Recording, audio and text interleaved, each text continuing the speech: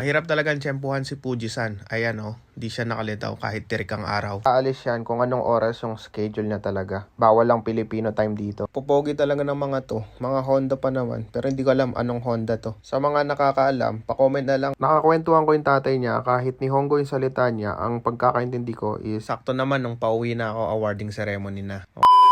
Okay, for today's video, pupunta tayo ng Fuji Speedway. Kung mahilig kayo sa sasakyan, ito yung isa nyong dapat puntahan sa Japan. Dahil nasa Gotemba na ako, pupunta na lang ako ng Gotemba Station, then diretso na to Fuji Speedway. Based sa Google Map, kailangan ko pang maglakad ng 1.3 kilometers papunta sa Gotemba Station for 20 minutes. Ayoko nang magbike kasi medyo maselan na daw magbike dito sa Japan ngayon. So ito ang ruta natin, papuntang Fuji Speedway. 1 hour and 7 minutes lahat, pero ang bus dyan is 23 minutes lang. Mas marami talaga lakaran dito sa Japan. So let's go, lakad muna tayo. Magandang exercise to para sa atin. Dahil sa Pinas, di naman ako naglalakad ng ganito kainit. Malamig pa rin kasi kahit tirik ang araw. Mahirap talagang tiyempuhan si Fuji-san. Ayan di siya nakalitaw kahit tirik ang araw. Mahilig kasi talaga mag-attract ng ulap. After few minutes walk, nandito na ako sa last stoplight before makarating ng Gotemba Station. Ayan na ang Gotemba Station. Sa Gotemba Station, may dalawang side ito. Currently, nasa Hakone Otome side ako. Kung hindi kayo familiar sa Hakone Otome side, heto ang side na papuntang Gotemba Premium Outlet. Yung kabilang side naman ng station is Mount Fuji side. So kailangan natin pumunta ng Mount Fuji side. Pag akyat mo ng Gotemba Station, huwag kang pumasok dyan sa train station. Kailangan mo lang dumiretso papunta sa Mount Fuji side kasi bus ang sasakyan natin. Pagbaba mo ng Mount Fuji side, ang unang madadatnan mo is terminal ng taxi. Sa bandang unahan lang ang bus terminal. Sa truck number 5 tayo sasakay, kaya titignan ko yung schedule ng bus dito. Via Fuji Cemetery tayo. Kung makikita nyo dito, Sat, Sun, and Holidays lang mayroong biyahe. Tapos tatlo lang ang biyahe. 9:40, 10:35, and 1:30. Kaya I recommend weekends kayo pumunta ng Fuji Speedway. Pero kung weekdays kayo pupunta, may alternative way naman. Search nyo lang sa Google kung paano. Make sure respect nyo yung pila dito kasi may pila dyan. Ayan, kung titignan nyo, konti lang kami pero nakapila yung mga yan. And make sure na hindi kayo malate sa schedule ng bus. Kasi aalis yan kung anong oras yung schedule niya talaga. Bawal lang Filipino time dito. Ayan, kung makikita nyo kahit matanda nakapila. Basta may IC card kayo, pwede kayong sumakay dyan. Kaya I recommend bumili kayo ng IC card kasi useful yan. Kung wala kayong IC card, bili na lang kayo ng ticket. Exact time talaga yung pag-alis ng bus. Ayan, 9:41 na sa akin kasi nakaalis na talaga yung bus dyan. For your info lang, etong screen sa taas, yan yung babayaran nyo. Pero paano? Kung mapapansin nyo, may kulay blue at kulay black na table. Yung blue is yung bus stop and yung black is yung amount na babayaran. In my case, galing ako dun sa pinakaunang stop. So, ang babayaran ko kung bababa na ako sa next stop is 430 yen. After few minutes, eto na ang Fuji Speedway. Take note, dalawa ang gate ng Fuji Speedway. Hindi ko alam kung pwede ka pumasok sa Higashi Gate kasi pumapasok ako sa Nishi Gate. Kung dito ka nakababa at kailangan mo pumunta ng Nishi Gate, malayo-layo ang lalakarin mo. Almost 3 to 4 kilometers siguro yon na packet pa. Paglagpas mo ng Higashi Gate, kahit 1 kilometer pa lang, pindutin mo na tong button sa poste. Kasi kapag nakalagpas siya ng stop, hindi mo kagad na pindot, hindi ka na ibababa ng bus driver. Sa next stop ka na bababa. Nung unang punta namin dito, yun yung nangyari sa amin. Nakarating kami ng Fuji Cemetery at naglakad kami ng almost 3 to 4 kilometers din. Isa din pala tong rookie racing na pwede nyong puntahan. Last visit ko, ang naka-display dyan is yung Toyota Supra, Trueno, at iba't ibang rally cars. Pero this time, hindi na ako pumasok dyan. So, diretso na ako sa mismong speedway. At ito na, pababa na ako ng bus. So, itatap nyo lang ulit itong IC card. At ayun, 570 yen ang binayaran ko. At ayan na, ang Fuji Speedway. Entrance pa lang, kinikilig na ako. Dahil first time kong pumasok dito, kinausap ko tong hapon kahit hindi kami nagkaintindihan. Mukhang nagkaintindihan pa rin kami. Alright.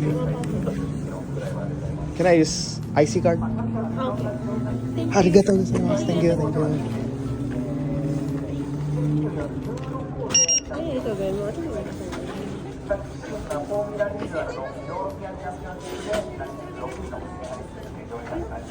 Arigatou gozaimasu.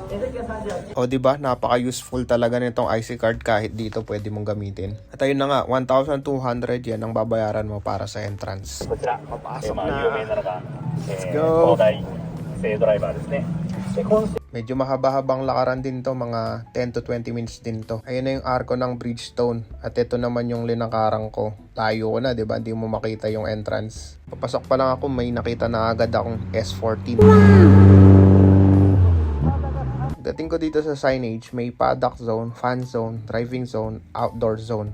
So So punta tayo dun sa fan zone. Lipat tayo dito sa pedestrian. Uso talaga dito sa Japan itong mga mini cars. Sana magkaroon din ng ganito sa Pinas. Ang cute kasi. Iba talaga yung respect ng mga Hapon sa pedestrian. Tingnan nyo, hihinto pa tong kulay blue na sasakyan. Pinauna ko lang siya dyan Sinanyasan ko lang siya na mauna na. Kung sa Pinas to, nauna talaga yun kasi malayo pa ako sa pedestrian. Feeling ko pwede naman pumunta dyan sa paddock zone, pero pupunta ako dun sa fan zone. Pupogi talaga ng mga to, mga Honda pa naman, pero hindi ko alam anong Honda to. Sa mga nakakaalam, pa-comment na lang kung anong pangalan ng sasakyan na ito. Ito na, naglalakad na ako sa fan zone. Kahit tirik yung araw, ang lamig pa rin ng hangin, kaya ang sarap sigurong manood ng mga karera dito. Ang inabutan kong event dito is itong karera ng Super Formula Light.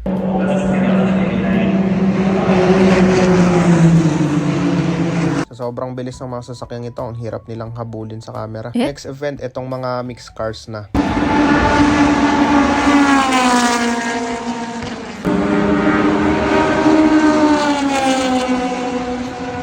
After ko manood ng karera, naglakad-lakad naman ako para makakita ng mga unusual na sasakyan. Katulad nitong Nissan GTS, sobrang dalang nito. Ngayon lang ako nakakita sa personal. Ito ding Kenmeri, sobrang ganda, ang kinis.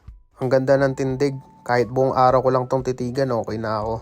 Ito yung mga Godzilla talaga. Kahit tong mga Nissan Silvia, madalang lang din to sa Pinas. Pero speaking of rare, ito MR2 SW20. Napakaangas. Well preserved. Moving forward, currently nandito ako.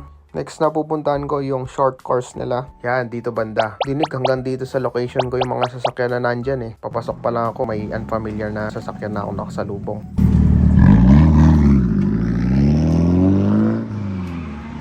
Kaya pala maingay yung mga sasakyan na nandito kasi dito sila nagdi-drift.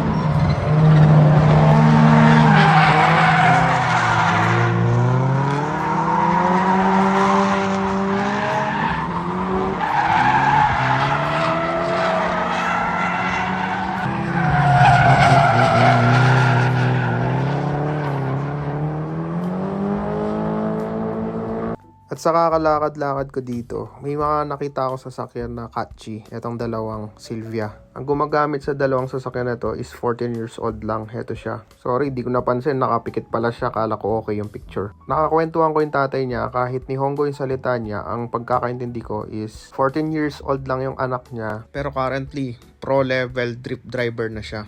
Ito ang Instagram niya. Siya yung nasa gitna, itong first place. Ito naman yung video kung paano siya mag-drift.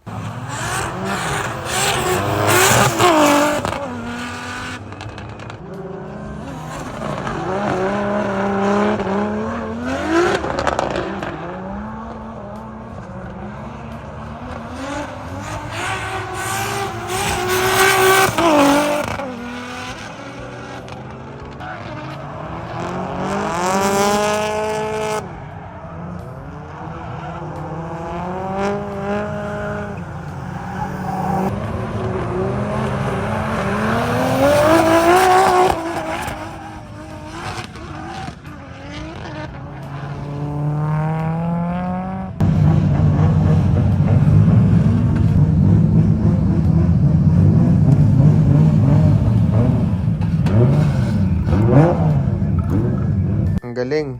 Nung 14 years old kaya ako, anong ginagawa ko? Isa sa mga importanteng component ng sasakyan sa drift is yung gulong. Kaya makikita nyo dito talagang tine-check nila yung mga hangin ng gulong nila. Mapapasana all ka na lang talaga. Ang drifting ay isa sa mga bisyong pangmayaman. Imagine, ilang ikot mo pa lang, pudpud na yung gulong mo, di ba? Kaya almost lahat ng sasakyan dito may dalang spare tires. At hindi lang yon, presyo pa lang ng mga sasakyan na pang drift ay mamahalin na. So ayan ang mga expectation na makikita nyo kapag pumunta kayo ng Fuji Speedway. Sayang nga lang, sa araw na to, hindi nakalitaw si Fuji-san. Mas solid ang view kung nakalitaw pa si Fuji-san, di ba? Sana pag nakapunta kayo dito, tag nyo ako. Sakto naman nung pauwi na ako, awarding ceremony na. Okay, hopefully nag-enjoy kayo sa tour ko sa Fuji Speedway. If you like this video, follow for more.